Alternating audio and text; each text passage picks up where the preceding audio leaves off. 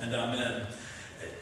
Would you agree that there are some weeks when it's easier to be a Christian than others? If you agree with that statement, raise your hand.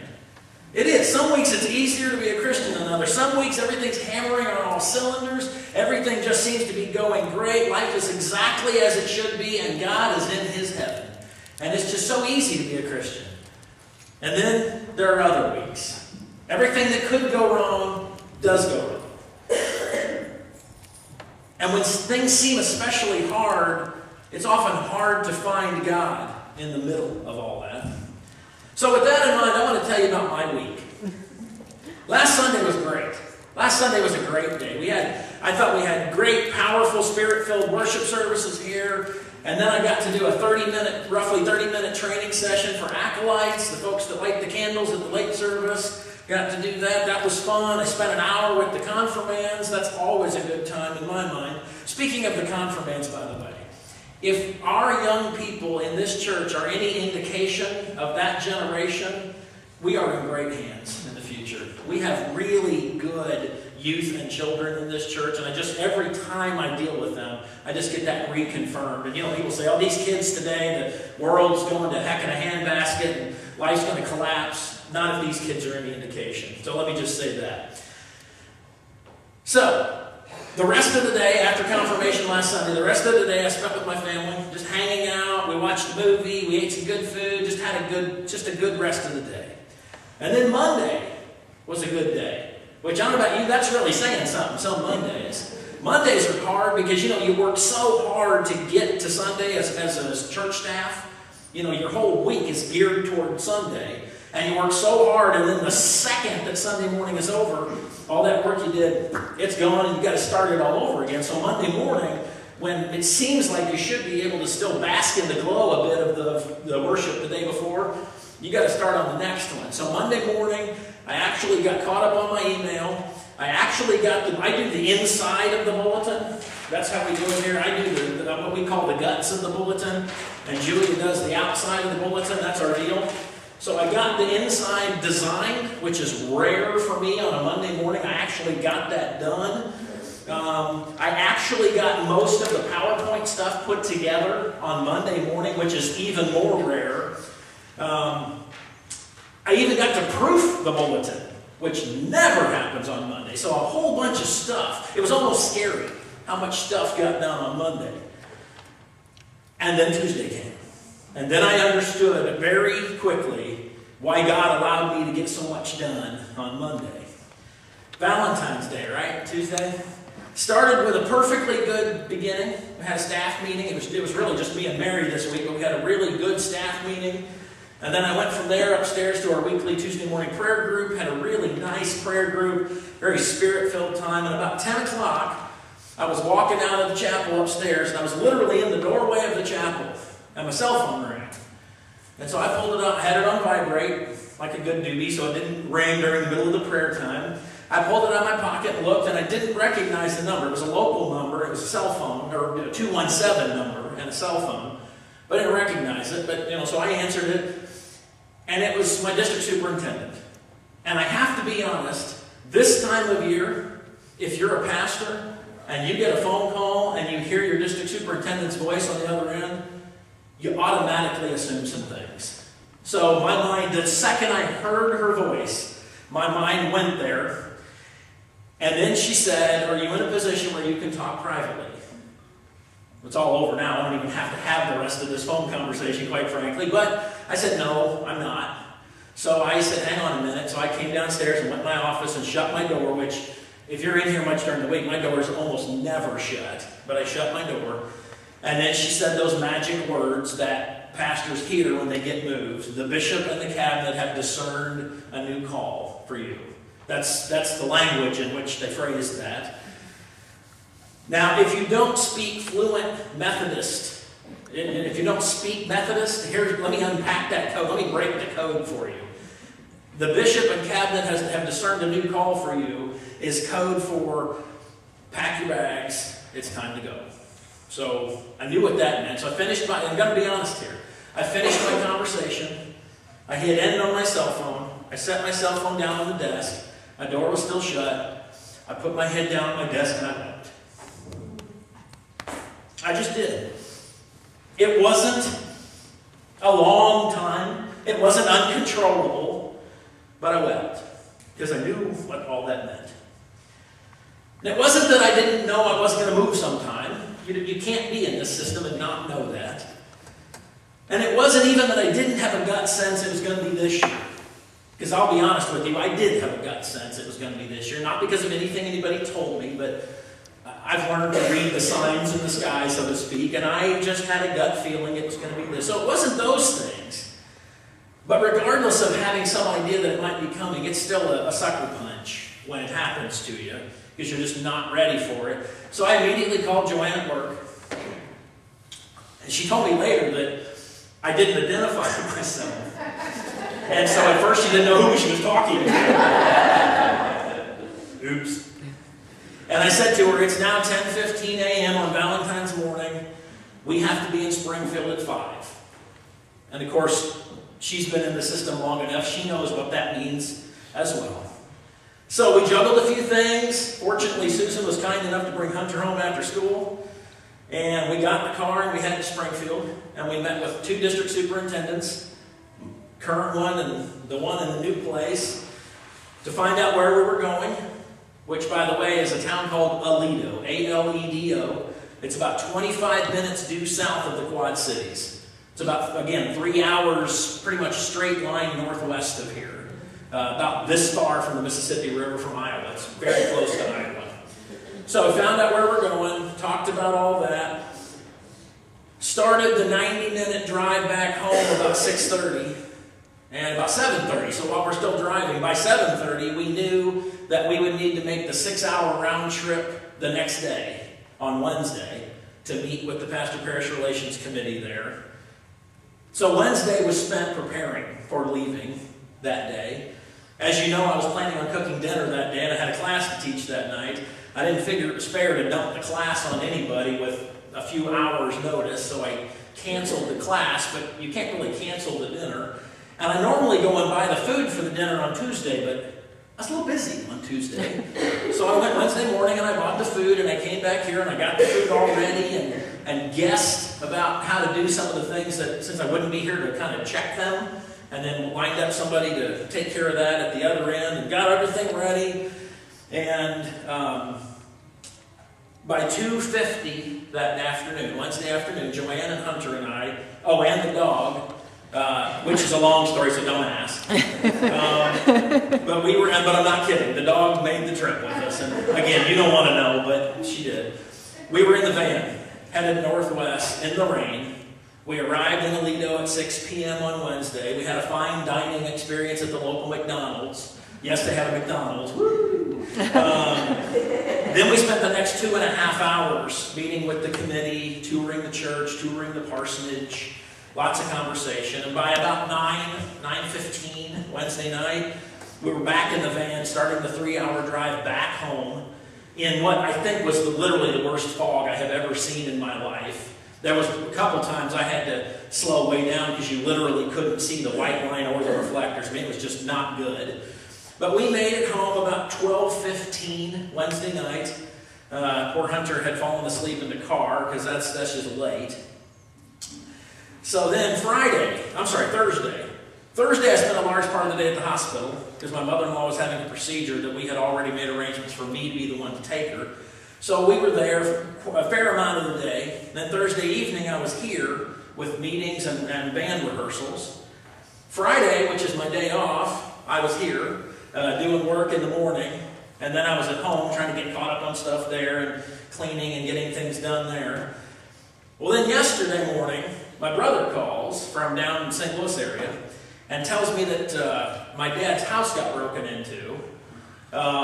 He said we had a break-in. They kicked in his garage door and his front door. Fortunately, that's all the damage they did. Fortunately, the alarm went off and scared them away.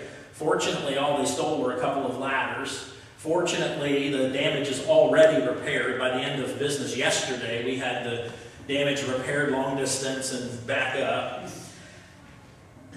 So my family has spent the last several days trying to come to terms with moving and not being able to talk to anybody about it. And let me explain that in case you think that it's intentional cloak and dagger.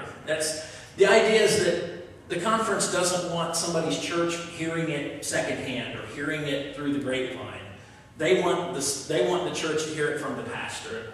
I wanted you to hear it from me. So you have to go days without telling anybody, and I got to tell you, that's hard. That's hard to go on as if nothing changed.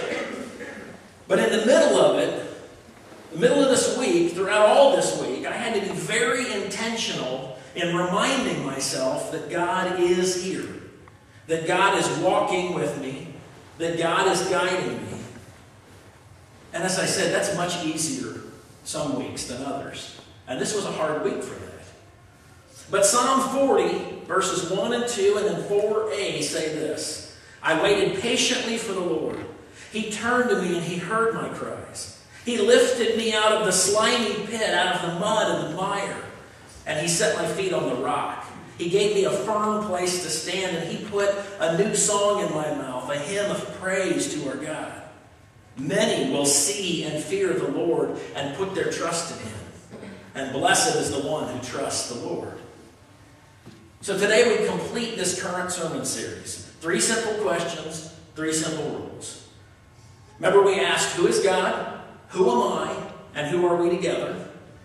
And then we talked about do no harm, do good, stay in love with God. 3 simple questions, 3 simple rules that we've talked about. Today we're going to wrap it all up by talking about how you pray it and how you live it. So how do you do that? How do you actually live out your faith? How do you put all that together into one cohesive piece? How do you ensure that God is not just an interesting theological construct that exists only in your mind and nowhere else in reality? Well, as today's title implies, we need to be about the business of praying. We need to be about the business of living out our faith in real and tangible ways. And you say, why? Why do we need that?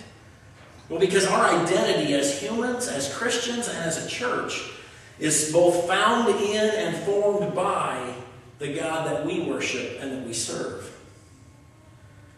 So how many of you here have been on a computer in the last 48 hours? Yeah, quite a few. What about the last week? Okay, so most of you have been. What's your password? Not going to tell me, are you? Are you one of the millions, literally millions of people who use one of the top 5 least secure passwords? I read a list of the least secure passwords. I'm going to give you the 5 passwords that are the easiest to guess. You ready? This is in descending order, ascending order. Ascending order, we're going toward 1, right? Ascending order, thank you. In ascending order from 5 to 1, the most easily guessed passwords. Number 5 is all one word, let me in. Number 4 is ABC123. Number 3 is QWERTY, which, as you probably know, is the one line of keys in order, the top row of letter keys on the keyboard. Number 2 is 1, 2, 3, 4, 5, 6. And the easiest password to guess. Anybody want to take a shot? Password. Password. That's it. Password. Yeah. Now, I won't ask for hands on this one, but I bet at least some of you are sitting here now thinking, "Aw, snap, son, I need to go and change my password." And if one of those passwords is yours, yes, you do. You need to go home and change your password. But do you ever feel overwhelmed by passwords? You know, you don't want to use the same passwords for everything, but then how do you keep track of all of those? Anybody got a good idea of how to keep track of passwords without being overwhelmed? Because passwords are like open sesames. That's what they do. They let us into protected systems. They let us onto the internet. Passwords are like the old-time open sesame. If you want to complete an eBay purchase through PayPal, you need a password. If you want to log into Google or Yahoo, you need a password. If you want to get on Facebook or Pinterest or Twitter, you need a password. If you want to talk to your kids or your grandkids on Skype, you need a password.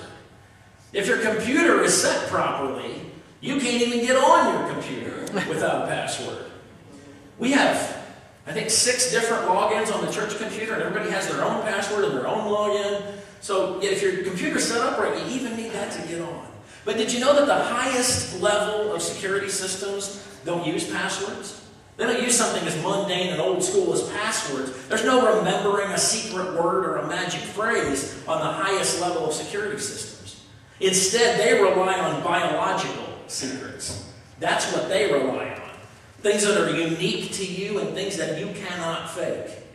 They do things like retinal scans and fingerprint analysis and voice recognition and even DNA matching. Those are the passwords these days for the really high security systems. And the higher the level of security, the more biological and the less alphanumeric the passwords become. So literally, it is your genetic makeup that offers you access or denies you access to those kinds of systems. And as I thought about this series and wrapping it up, it seems to me that our relationship with God is much like that. People try to memorize maybe religious passwords, spiritual open sesames that they think will provide them an in with God.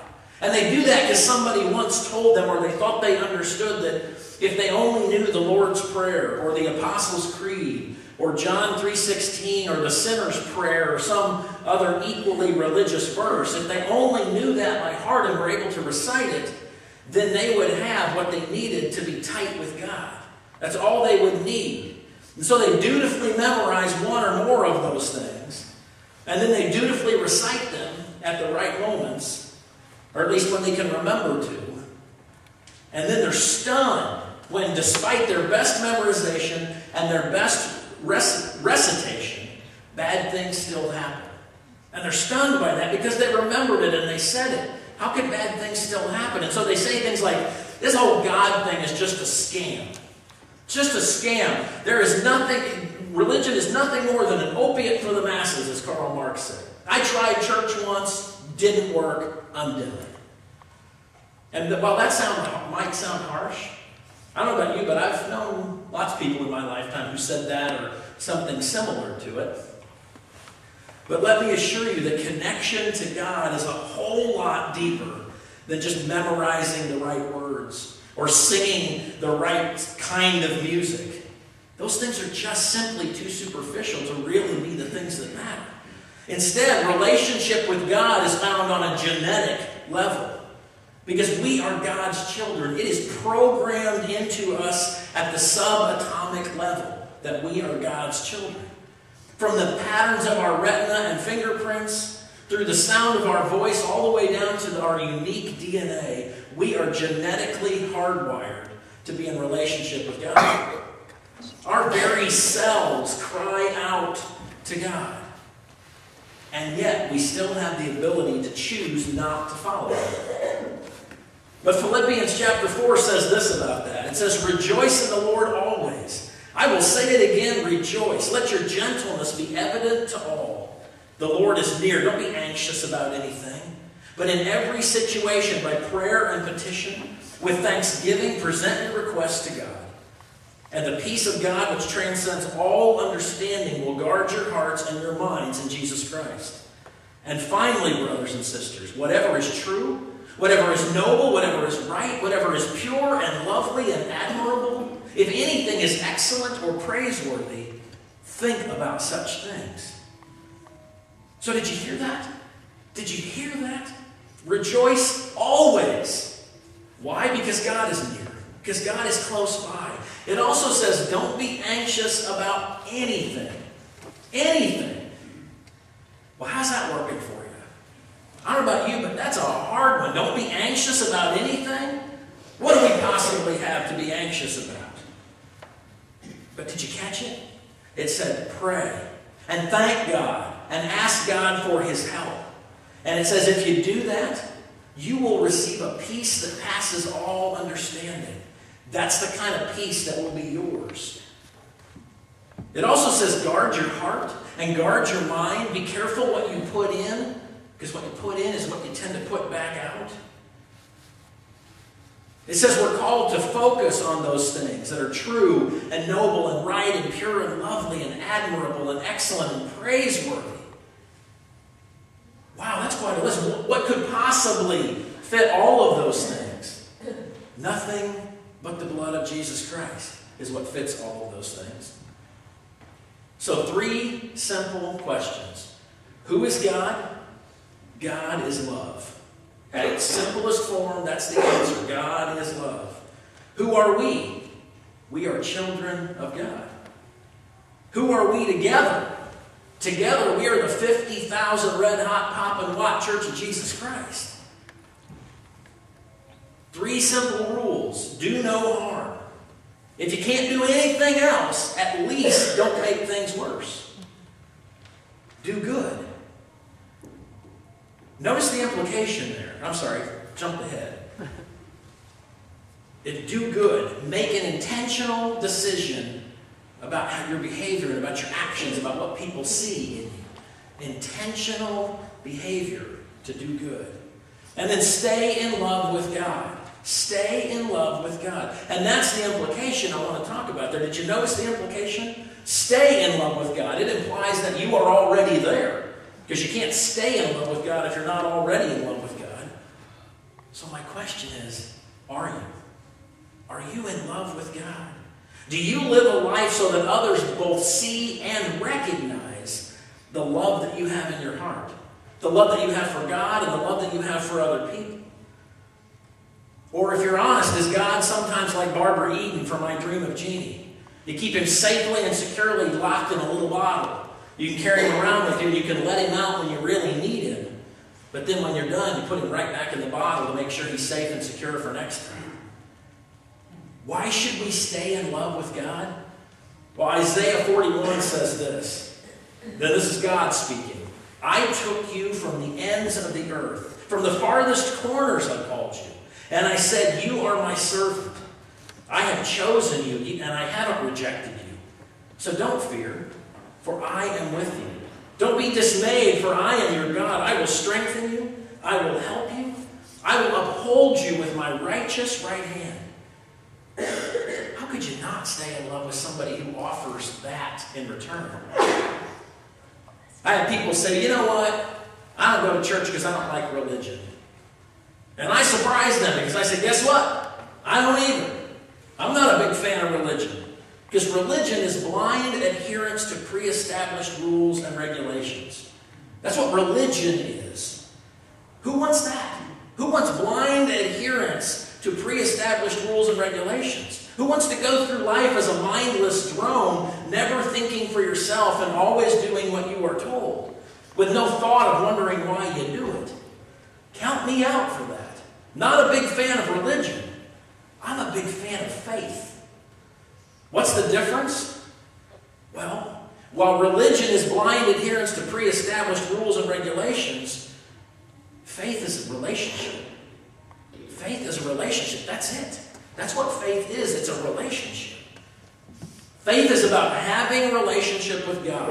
Having one that seeps all the way into the marrow of your bones. Faith is about living in such a way that people know that you are Christian. You ever see people like that? They don't have to tell you that they're Christian. You don't have to see them in church. You can just watch them and you can tell by the way they act that they're Christian. Faith is staying in love with God.